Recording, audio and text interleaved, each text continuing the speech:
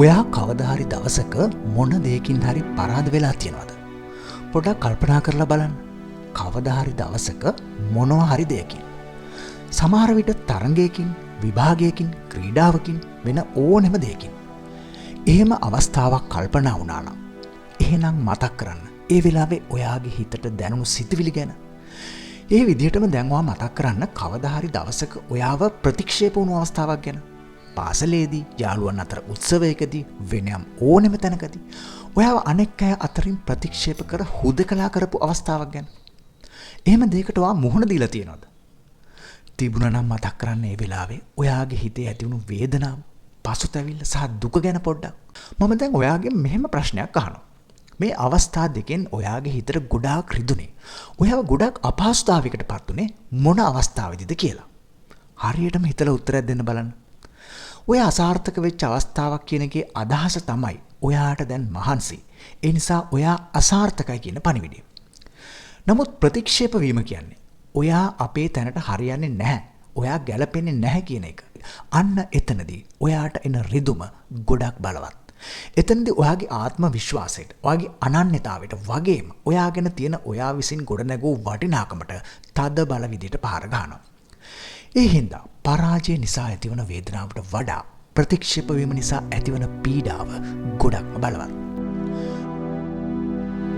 නමුත් මං අද ඔයාට වටිනා සත්‍යයක් කියලා දෙන්නයි මේ හදන්නේ. ඒ තමයි ප්‍රතික්ෂේප වීම කියන්නේ ඔයාගේ ජීවිත පොතේ අවසාන පරිච්ඡේදය නොවන බව. ප්‍රතික්ෂේප වීම කියන්නේ ඔයාගේ ජීවිතේ නැවත නැගිටින අලුත්ම පරිච්ඡේදය බව. ඉමෝෂනල් ඇගිලිටි කියන පොතේ කර්තෘවරිය සුසාන් ඩේවිඩ් මනෝවිශේෂඥවරිය වතාවක් මෙහෙම කියනවා. මිනිසුන්ව ප්‍රතික්ෂේප කිරීම නිසා ඔවුන්ට ඇතිවන මානසික වේදනාවන් මොලේ ඇතිවන සමහර වේදනාවන් මගින් එළියට දානවා. ඒ කියන්නේ මොකක්ද? ප්‍රතික්ෂේප කිරීම කියන්නේ හුදෙක් සාමාන්‍ය මානසික වේදනාවකට එහා ගිය ප්‍රබල තුවාලයක් බව. එක ප්‍රතික්ෂේප කිරීමක් නිසාම යමෙකුගේ ආත්ම විශ්වාසය සදහටම නිහඬ කරන්න පුළුවන්. ඔහුගේ හෝ ඇයගේ මුළු අනාගතයටම එය අඳුරක් ගෙන දෙන්න තරම් ප්‍රබල වෙන්න පුළුවන්. ඒ දේ එහෙම වුණත් ප්‍රතික්ෂේප වීමට බඳුන් වන පුද්ගලයාට පුළුවන් වෙනස් විදියට මේ දේ බාර ගන්න. ප්‍රතික්ෂේප කිරීමක් කියන්නේ ඔයාගේ වටිනාකම පිළිබඳව ලැබෙන බලගතු තීන්දුවක් නම් නෙවෙයි. තෝමස් අල්වා එඩිසන් කියන්නේ බල්බය ඇතුළු බොහෝ නිමවුම් මේ ලෝකයට දායාද කරන්නට විශාල ලෙස කැප වූ විද්‍යාඥයා. එයා බල්බේ නිර්මාණය කිරීමේදී 1000 වාරයක් අසමත් වුණා. ඒ කියන්නේ එයා 1000 වාරයක් උත්සාහ කරපු බව නේද? නමුත් 1001 වෙනි වතාවේදී එයා සාර්ථක වුණා. ෆ්‍රැන්ක් ලුයිස් ඩයර් කියන කතුවරයා තමන්ගේ Edison his life and inventions කියන පොතේදී එඩිසන් තමන්ගේ උත්සාහය ගැන, ප්‍රතික්ෂේප වීම ගැන ලොවට කියපු ලස්සන කතාව කියන්නේ මෙන්න මේ විදිහට. I have not failed. I have just found 1000 ways that won't work. ඇත්තටම මම අසාර්ථක වුණේ නැහැ. මම අසාර්ථක විය හැකි ක්‍රම 1000ක් ගැන හොයාගත්ත විතරයි. බලන්න එයා හිතපු විදිය. අන්න ඒ නිසා ඔයාගේ ප්‍රතික්ෂේප වීම පුහුණුවක් බවට පත් කරගන්න. සීන් ස්මිත් විසින් ලෝප්‍රකට හැරි පොටර් කතාමාලාව ලියපු ජේ.කේ රෝලින් නම් ලේඛිකාවගේ චරිතාපදානය ලියනවා. එම පොතේදී ජේ.කේ රෝලින් මෙන්න මෙහෙම කියනවා.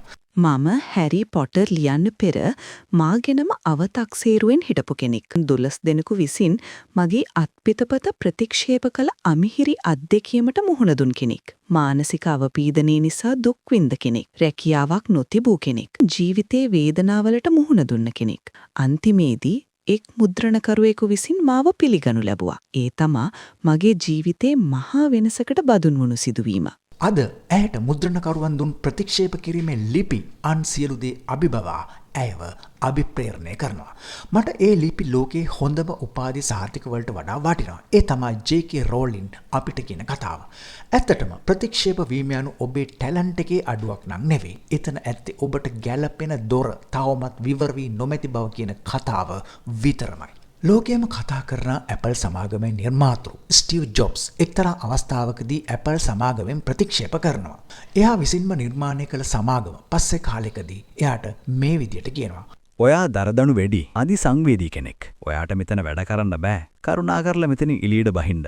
ඒ තමා පාලක මණ්ඩලේ අදහස. ස්ටීව් ජොබ්ස් අවසානයේදී ඒ හැමතෙම හිස නමලා සමාගමෙන් පිට වෙනවා. ඔහු කම්පාවී නිකන් ඉන්නේ නැහැ. නෙක්ස් සමාගම ආරම්භ කරනවා. ලෝප්‍රකට පික්සා ඇනිමේෂන් ස්ටුඩියෝ නිර්මාණය වෙන්නේ මේ සමාගම හරහා. වසර ගණනාවකට පස්සේ ස්ටීව්ගෙන් හිස්වන ඇපල් සමාගම පාඩු ලබනවා. අවසානයේ එම සමාගම නැවත ගොඩනගන්නට ඔවුන් කතා කරන්නේ කාටද?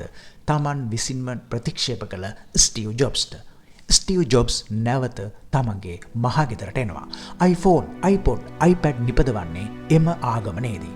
Apple සමාගම ලෝකේ බලගතුම සමාගමක් බවට පත්වන්නේ ඊට පස්සේ. වෝල්ටර් අයිසැක්සන් විසින් ස්ටීව් ජොබ්ස් ගැන ලියූ චරිතාපදානයේ මේ බොහොමයක් තොරතුරු අඩංගු වෙනවා. දැන් අපි පොඩ්ඩක් කතා කරමු මේ ප්‍රතික්ෂේප කිරීම ජය ගන්න විදිය ගැන. 3 step method කියලා බොහොම ලස්සන ප්‍රායෝගික ක්‍රමයක් මේ ලෝකේ තියෙනවා. ඒකේ අඩංගු වෙන්නේ බොහොම සරල පියවර තුනක්. මේ පියවර තුන අනුගමනය කළොත් කවුරු ඔයාව ප්‍රතික්ෂේප කළත් ඔයාට ගොඩාක් ශක්තිමත් කෙනෙක් විදිහට මානසිකව වැටෙන්නේ නැති වෙන්න පුළුවන්. ඒකේ පළමු පියවර තමයි don't personalize rejection. ඒ කියන්නේ ප්‍රතික්ෂේප කිරීම ඔයාට උණු පුද්ගලික දෙයක් ලෙස බාර නොගන්න කියන දේ. ගොඩක් මිනිස්සු හිතනවා මාව ප්‍රතික්ෂේප වුණේ මම ඒ දෙයට සුදුසු නැති නිසා කියලා. නමුත් ඔයා මේ පියවර අනුගමනය කරන්න පටන් ගත්ත දවසේ ඉඳන් ඔයා හිතන්නේ ඊට වෙනස් විදියට. ඔන්න එතකොට ඔයා හිතනවා මම මේ දෙයට ප්‍රතික්ෂේප වුණේ මම තවමත් ඒ සඳහා සූදානම් නැති නිසා කියලා. ඒ නිසා මම තවත් වෙනස් වෙන්න ඕනි කියලා හිතනවා. එහෙම හිතලා ඒ වෙනුවෙන් කටයුතු කරනවා. 3 step method එකේ දෙවන පියවර තමයි extract the lesson not the pain. ඒ කියන්නේ ප්‍රතික්ෂේප වීම තුලින් උගන්වන පාඩම ඉගෙන ගන්න. ඒ තුලින් ලැබෙන වේදනාව ඉවත දමන්න කියන කාරණය. මේ ප්‍රතික්ෂේප කිරීම තුලින් මොකද්ද මට කියා දුන්නු පාඩම? මම ගොඩනගා ගත යුතු කුසලතාවය කුමක්ද? අන්න ඒ විදිහට තමන් ගැනම ස්වයං අධ්‍යයනයක නිරත වීම. තුන්වන පියවර තමයි build rejection immunity. ප්‍රතික්ෂේප වීමට ඔරොත්තු දෙන ප්‍රතිශක්තිය ගොඩනැගීම. සාර්ථකත්වය කියන්නේ එකවර මතුවෙන දෙයක් නෙමෙයි. ඒ සඳහා කාලයක් ගත වෙනවා. ඒ සියල්ල සිදුවන්නේ ප්‍රතික්ෂේප කිරීම ගොන්නක් මැදින් වෙන්න පුළුවන්. ඒ නිසා අනාගතය සඳහා හොඳ ආත්ම විශ්වාසයකින් මුහුණ දෙන්න ප්‍රතික්ෂේප කිරීම මගහරමින් සැඟව යාම නෙමෙයි අප කළ යුත්තේ. ඒ සඳහා අඛණ්ඩව මුහුණ දෙමින් ඒවට එරෙහිව ශක්තියක් අප තුල ගොඩනැගීමයි සිද්ධ විය යුත්තේ. ඉතින් ඔයා විවිධ ආකාරයෙන් විවිධ හේතු මත ප්‍රතික්ෂේප වෙන්න ඇති. සමහර විට ඔයාගේ විභාගයක් අසාර්ථක වීම, පෞල් ජීවිතය තුළ ප්‍රශ්න ඇතිවීම නිසා, වෙනත් සමාජික කාරණයක් නිසා එහෙම වෙන්න ඇති. නමුත් මේ කිසිවකින් කියන්නේ ඔබ පසුපසට යා යුතු අසාර්ථක කෙනෙක් කියලා නෙවෙයි. ඔබ තව දුරටත් පුහුණු විය යුතු, වැඩි දියුණු විය යුතු කෙනෙක් බව. මතක තබා ගන්න. දියමන්ති කියන්නේ ගල් ලඟුරු වලින් ඉවතට විසි වූ පීඩනේ දරා ගනිමින් පැවැත්ම තහවුරු කරගත් ලෝකයේ ඇති වටිනාම සහ සුන්දරම දෙයක්. ඒ නිසා නැගී සිටින්න. ඔබට එරෙහිව එන පීඩන, තර්ජන, අවමාන සියල්ලටම එරෙහිව සිංහෙකුසේ අභිමානයක් ඇතිව. ඔබේ අනාගතයේ තීරණය වන්නේ, නිර්මාණය වන්නේ අද දින සිදුවන ප්‍රතික්ෂේප කිරීම තුලින් නෙවෙයි. එම ප්‍රතික්ෂේප කිරීම වලින් පසුව ඔබ ඊට මුහුණ දෙන ආකාරය අනුවමයි.